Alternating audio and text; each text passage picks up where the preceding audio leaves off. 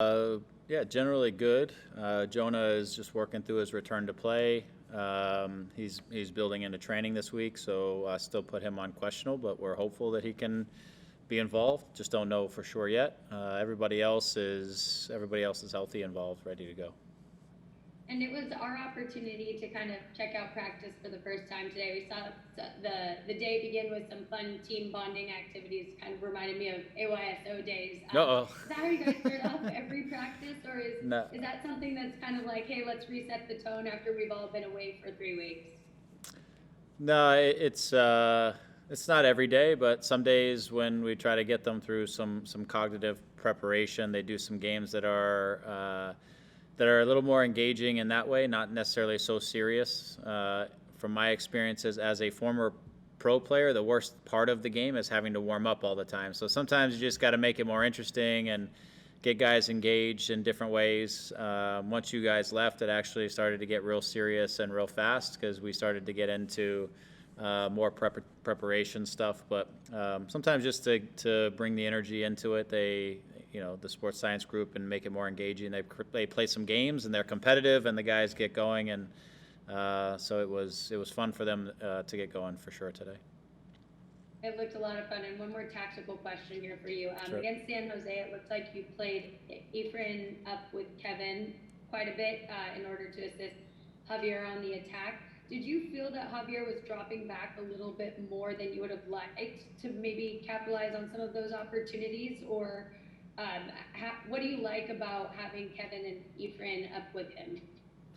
Yeah, I think with San Jose, they're kind of a unique team to play because of the man marking, and it's very with them. It's because players tend to follow players everywhere. You can start to create numerical situations that you can really see clearly, and so for us, pushing some players higher made it really clear for our center backs what the build situation looked like for starting attacks, and so invariably that meant the guys were a lot closer together. And then the question was, once we solved that problem, how are we going to actually create and finish our attacks? And so there were different movements, some of which had Javier coming off, others where other guys were going high or running through the lines. To be fair, I was pleased with a lot of it. I just felt like in that final moment, especially in the first half, we should have taken a couple more goals out of it. And with that, then the opposition has to adjust the way they're playing. Things might loosen up a little bit more. More chances might come out of it. And I thought for the way we played in the first half, we allowed them to be in the game a little bit too long, which made it difficult at the end. And we had to manage the final stretch. So, but in general, getting guys closer together and higher up the field together is certainly an objective of ours, so that we have more players involved in the final action and enough players involved in the final action when we get into the box and we get to the end line, things like that. Great, thank you. See you on Saturday. Yep, thank you. We'll go with Damien Calhoun next. Damien, go ahead. Hey, Greg, how you doing? Good, Damien. Thanks. Yeah, it did seem like the guys were having a lot of fun out there this morning. Also, with the break coming at the time that it did, and then with guys taking off for national team duty, you concerned about having to sort of like restart things again this week, heading to Seattle? Yeah, I mean, I think it's a long break, so the start of games is going to be important when you come off of this long break, and making sure that there's some diligence and security at the start of the game, getting the guys back into it. Both teams are dealing with similar issues.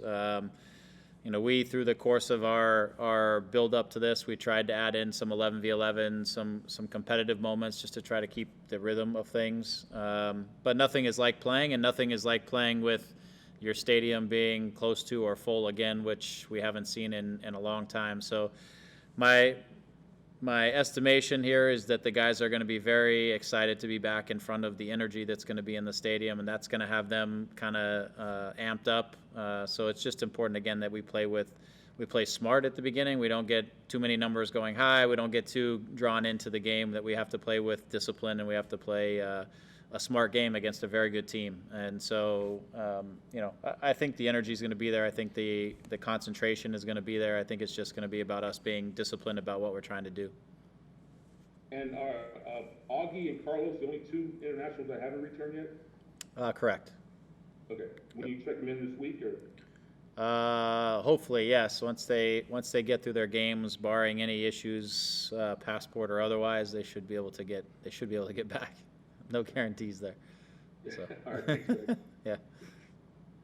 We'll go with Larry Morgan with Corner of the Galaxy next. Larry, go ahead. Hi, Greg. Thanks for speaking with us. Hi, Larry. Thank you. I wonder if you could talk about your next opponent, the Sounders.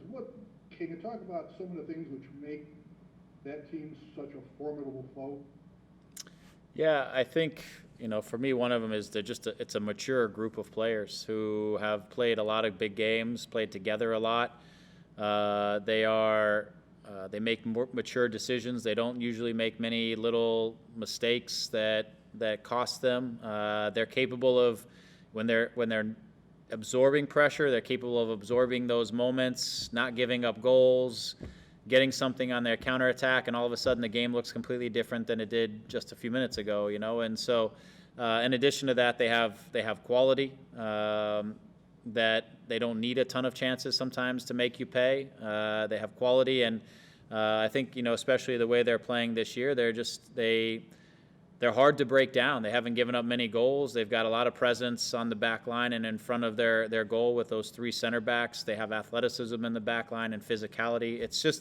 It's a group that when I look at them, I see maturity in their group. And so you have to go beat them. They're not going to beat themselves because of that. And that puts a lot of onus on us or the teams that play them to have to play well and to have to really to earn the win, and that's the way they've been for the last several years, and so you have to give credit to Schmetzer and their crew and the way they've organized them, but also the group that they've put together, and it's a very, like I said, just a mature team that's been through a lot of very difficult games together, and they know how to manage games, and then they have the quality to win games. So that's why I think they're, right now they're one of the teams that have to be in, that we are going to have to get through to have any chance of being a championship contender. It's those types of mature teams that we're going to have to be able to face and beat to get there.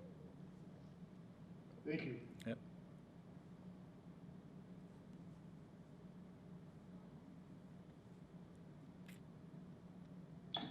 We'll go with Sophie Nicolau next. Hey Coach, how you doing? Hope you're well. Hi, Sophie. Just wondered what it feels like for you as a coach in the time where there's these international breaks, how you can sustain the momentum, what kinds of contact you have with players. I think fans want to be a fly on the wall to kind of figure out how you can continue that and what you do as a coach to sustain the connection with the team and also prepare for a massive game against one of the best teams in the league. Yeah, for us, it's a balance between trying to give the guys enough rest because the window is so big now with this, 3 matches, 3 international dates inside of it, and who knows how many games for different teams. But there's a balance between trying to give our guys some rest, knowing that what I would say are the dog days of MLS summers are right in front of us, where the games start to come fast and the weather is a lot warmer and everything is the challenges of the summer MLS window are upon us, or the season. So there's a balance between that and then working on things that I think are just about us and about our individual players, trying to keep the group moving forward. With a match and an opponent being 3 weeks away, especially at the start of this, the guys aren't really focused on Seattle in the first week and a half to 2 weeks. They're more focused on ourselves and them individually and our relationships on the field, but them improving upon things that they want to work on.